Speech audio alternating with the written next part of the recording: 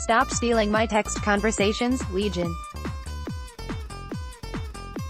Image, FXThe Greatest Race for Farouk's corpse has begun, but Legion still has time to turn its chair backwards and have a John Hamm-fisted lecture about the dangers of the internet. Don't worry, it matters to the plot. Sort of. Chapter 16 inches amps up the action leading into the final episodes of the season, and possibly the series. David has put into motion a secret attack to probably destroy Farouk's body for good, after Ptonomy, now part of the mainframe, tells him where to find it. We technically don't know what David is planning because he's not telling anyone, including the audience, because he thinks anything he reveals will find its way back to Farouk. So instead, he telepathically sends sleeper cell commands to everybody he wants involved, putting them under his control. On one hand, it's a means to an end. On the other, it's really fucked up. David's becoming kind of a bad guy.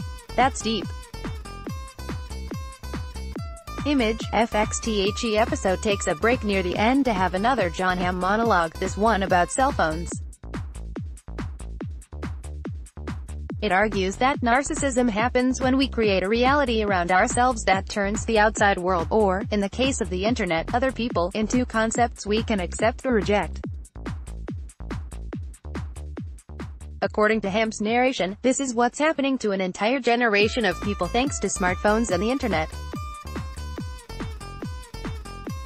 Some truth to be found in this statement, though it's also pretty regressive.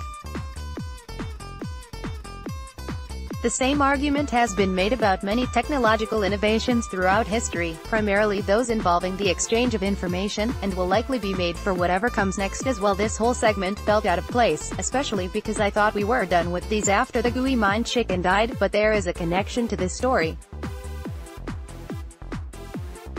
Writer Shawnee Shabansky once said narcissism includes an inability to practice consent, and that's exactly what's happening here.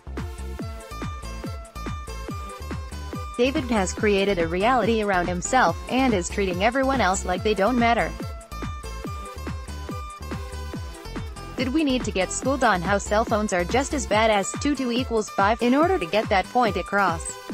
Not really, but Legion's gonna Legion.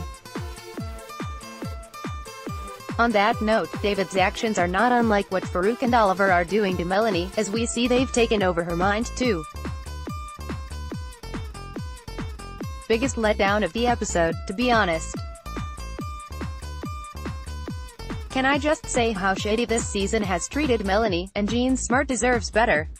I really hope next week's episode actually gives her a purpose, something beyond, I've been hopped up on drugs until the plot needed me to be my husband's unwilling lackey. Sid, Rachel Keller, has some girl talk. Image, FXThe only other thing I want to get into here is what's going on with Sid and Ptonomy. After last week's disappointment of an episode, where Sid was pushed into a series of love triangles and Ptonomy was sentenced to an eternity inside the mainframe, we're starting to see the endgame behind those less than ideal choices. Some of them make sense, others not so much. I'm still mad they chose to kill Ptonomy, and this episode didn't soften my frustration. Ptonomy never consented to his fate, and he's becoming a plot device instead of a character. It seems his only purpose here was to help David locate Farouk's body, a revelation that could have happened any other way. And having Ptonomy learn about the Admiral's origins made it worse. The Admiral was given a choice, Ptonomy was not. On the hand, for Sid it actually works, somewhat. It feels more like Sid was grasping at straws last week, trying to find a scapegoat, in this case, another woman, to justify why she and David are growing apart. But in truth, the problem is bigger than that. The best scene of the episode features Sid having some girl talk with Clark about how toxic her relationship has become. She and David have grown apart. She doesn't trust him. She knows he's lying to her. And she doesn't see things getting any better. But still, she follows him, to La Day Soleil and back.